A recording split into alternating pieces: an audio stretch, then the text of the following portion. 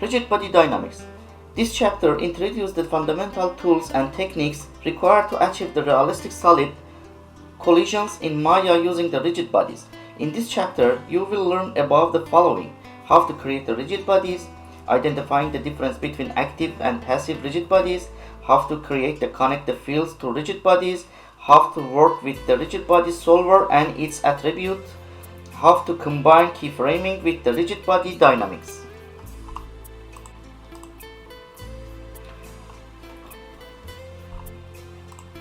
What is the rigid bodies?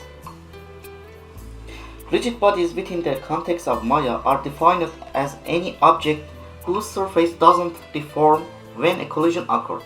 Common example in nature would be billiard board and floors and ceiling or bowling ball. Of course, in the real world, these surfaces do actually deform to a very small extent when a collision occurs. Within Maya, we overlook this minimal deformation and consider an object as either rigid or not rigid to simplify the process. In Maya, any NURBS or polygon surface can contain rigid body properties. Curve, particle, and lattice, for example, cannot become rigid bodies since they contain no surface information. Surfaces, however, that are made from curve, particle, or lattice, for example, can be rigid bodies. Soft bodies are NURBS or polygon surfaces that have a particle-like control of their respective CVs or polyvertices. Soft bodies will be explored in the later videos.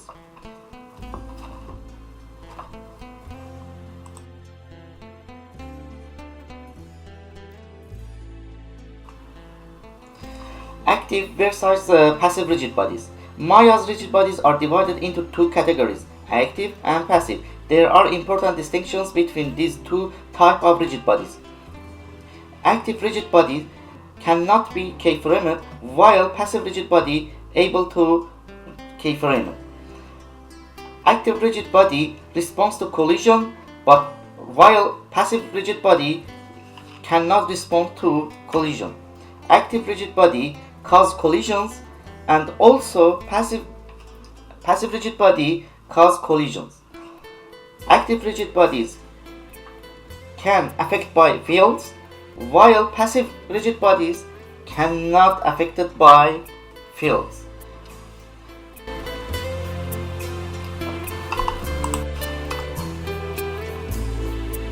Important rigid body nodes. The rigid body command you choose will create several new importance nodes and attributes for each selected object. These nodes and their associated attribute can be reviewed in the channel box and also hypergraph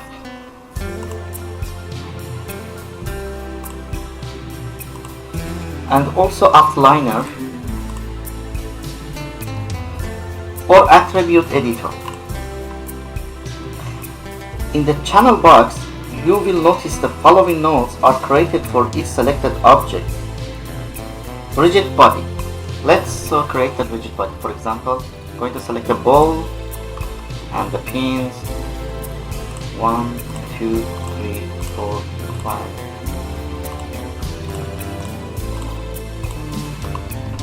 So let me first turn off this and let's see what's going on. I'm going to use effects, create active rigid body. So that is interesting, we cannot see the shape. So display shapes. So the rigid active body created for each selected object, ball and pin, and need to modify those properties and attribute. We need also make a passive rigid body for this our alley, and next again we'll create passive rigid body, and definitely it's creative. Let's rename it passive, and for ball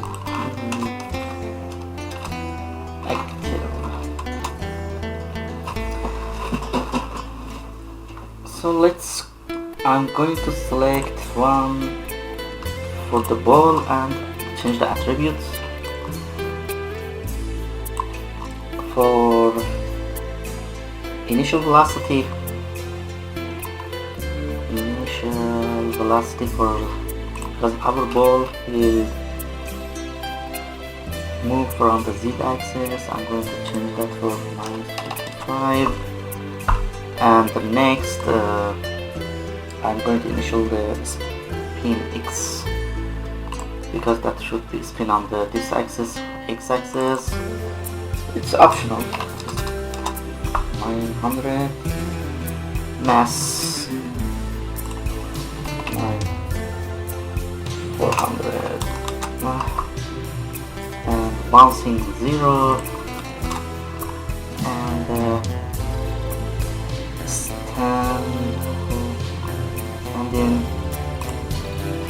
sphere, and next apply forces for vertex and CBs. So let's go grab the others. 1, 2, 3, 4, 5, 6, 7, and change those attributes again with mask ground 35, bouncing 0.0, and dynamic friction 0.5, 0.05, and static friction 0.5. So, and this also applies for CVs. Great. And let's see how she works. Let me first save it and play. Yeah. So we need to work on properties, but at least we get our target here.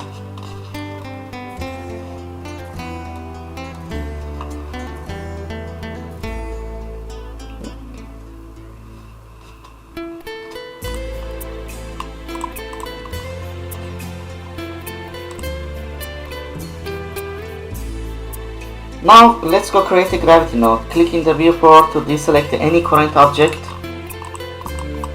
and from the dynamic menu select the fields and next gravity. Field and gravity. Edit or reset all of them, and next press create. That will be automatically create to us. So let's connect the object to gravity and select the ball, select the pins, yeah, and go to gravity field and assign selected, yeah, assign selected object. Oh, sorry, before that, and select the gravity and assign to selected. So right now let's check what's going on. Yeah, they are following the gravity.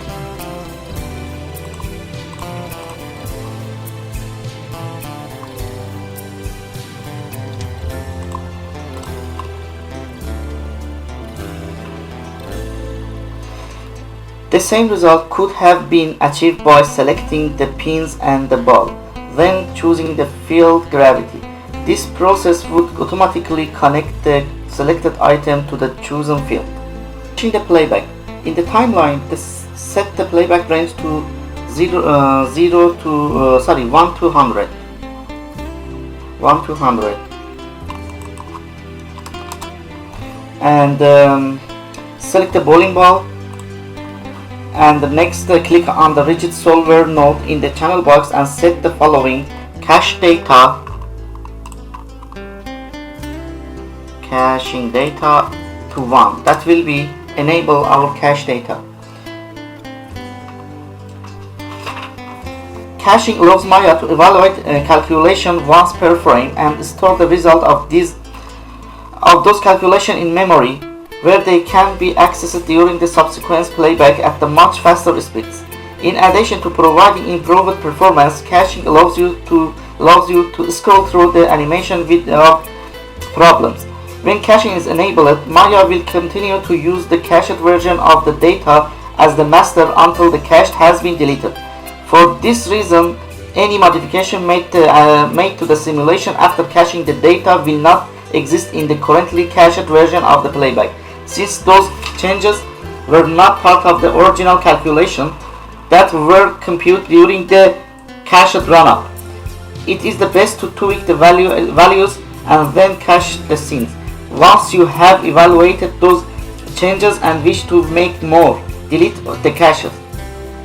Make the new changes, then recache the scene again. It is the best to tweak the values and then cache the scenes. Once you have evaluated those changes and wish to make more, delete the cache and make the new changes, then recache the scene again. You can also delete the cache by selecting the solver. I guess it's in the new Maya, should be here. Caches geometry. Create the new cache. Delete the new cache. You can also modify the attribute and see the many results.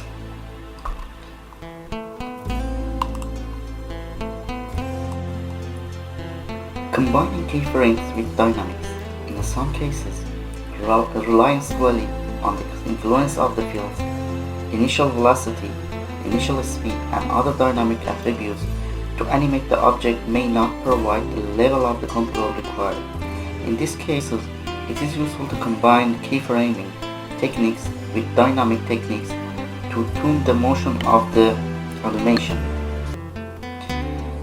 We will discuss how to ignore dynamics while an object is controlled by keyframes, and how to combine keyframes and dynamics.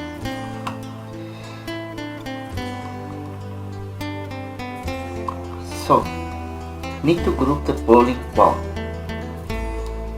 We need to create a group on the bowling ball and provide the second transform with a switch to apply hierarchical animation. In this case, you will use motion path. So, I'm going to grab this mesh and Ctrl G and center pivot and name it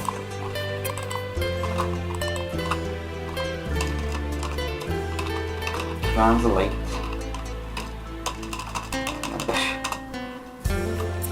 Translate.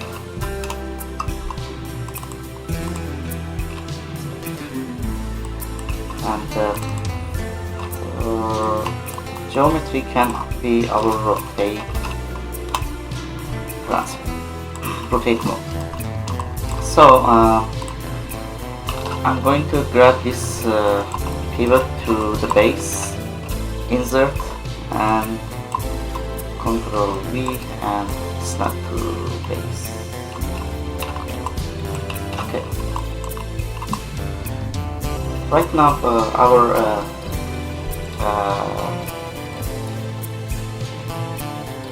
node's ready to animate. The ball translate will handle the translation of the ball along the motion path. Ball rotate is where you will keyframe rotation and use dynamics to control the motion of the ball after motion path animation has been completed.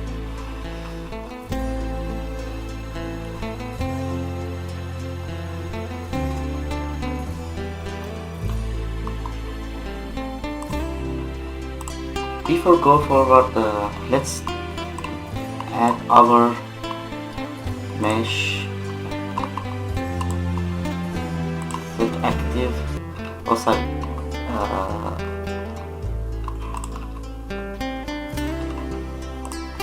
Create active rigid body, yeah, and the second one passive rigid body. So now, before go ahead and animate that, we need to turn off this state and you can type 0 and done. Be sure you should be on frame 1. Now we need to go to attach the translate node to curve and constrain motion path. It can be seen up vector y and ramp z and apply. That will be jumped on the curve and we can test it. Okay. But before go to motion path tab, let's put the 60 frame here and next use the constraint. I'm going to repeat again. Constraint motion path. Yeah. Any range of the 60 here will be show up here. So it means 60 frame parameters. This ball will be animated under this key. This animation of this motion path is equal our 60 frame range we mentioned here. So next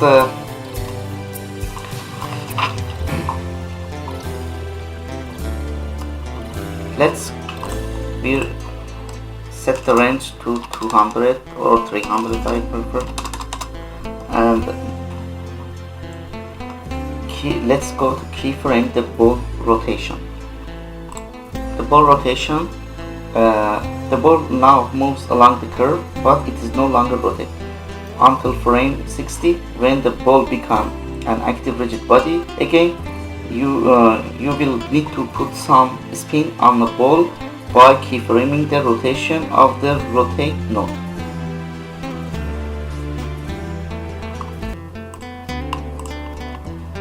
So let's go to keyframe it. Select the ball.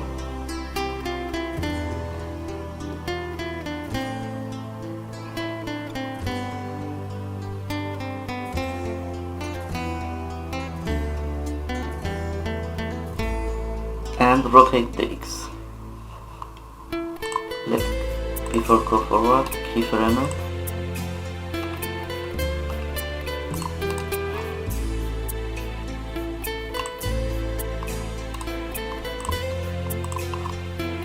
And frame 10,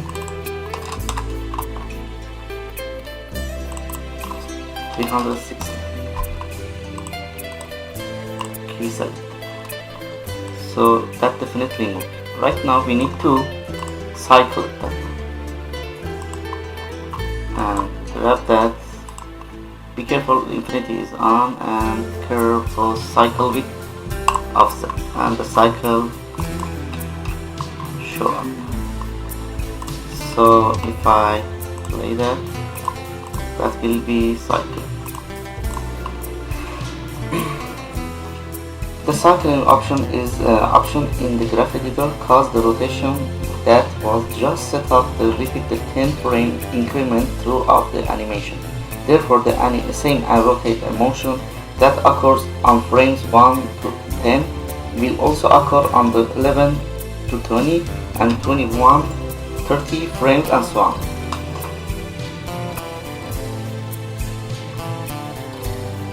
Let's go combine the keyframes and dynamic. Let's keyframe the active and passive state for ball. In order for the ball to be either active or passive at different frames in the animation, we need to keyframe its active state attribute using the special menu. Let's come back to frame 1 and let's go to use select object, rigid body, and set the passive key. We have a set active as we have a set passive. We need to in the first frame use a set passive key, and frame 60 I prefer. Let's do that on 60, but it's good to 58 I think is much better, and make active. So if you see, the active attribute will be on. Keying the active passive state using these menus is the most reliable method. Sometimes setting the active and passive keyframe a frame or two before the motion path ends helps to prevent the problems with the order of evaluation. Let's turn on the state. So the state on the solver, and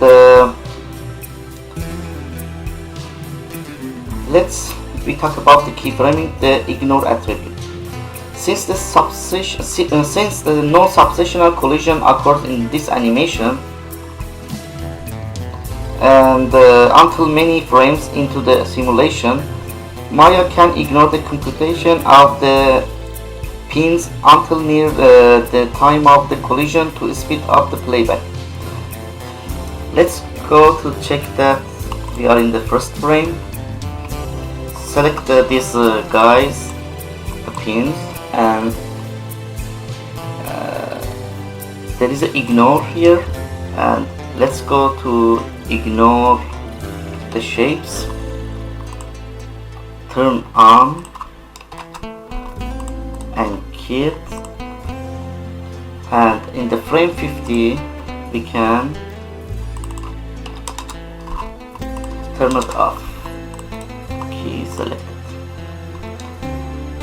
So playback, we can test the playback now.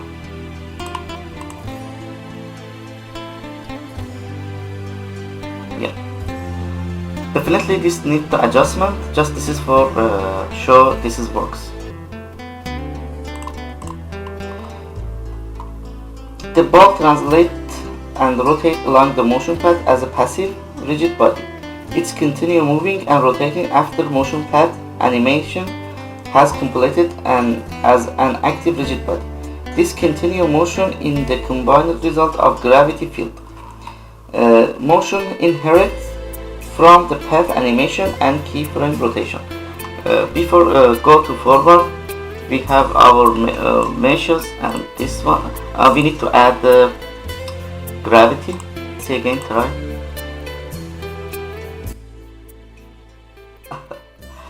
Jumping. Let's come back. Summary. You now have a basic understanding of Maya's rigid body dynamic system works. Rigid bodies are objects in Maya that can cause and respond to collision. Active rigid body cause and respond to collisions and fields and cannot do keyframing. Passive rigid bodies cause but do not respond to collision and do not respond to field but can be keyframed. Rigid bodies are controlled by the rigid solver and the time node. Important attributes on the rigid body and the rigid solver can be adjusted in the channel box. It is possible to keyframe the active passive state of the rigid body to combine keyframing and dynamic animation together. Right now, we understand and learn how to create the active and passive rigid bodies, how to use keyframing, motion path and fields to control the rigid body motion, keyframe the active passive state of the rigid body, use the ignore attribute and changing to speed playback, use the cycling in the graph editor, recognize and understand the important rigid body nodes such as time, rigid solver and rigid body. Thank you for watching.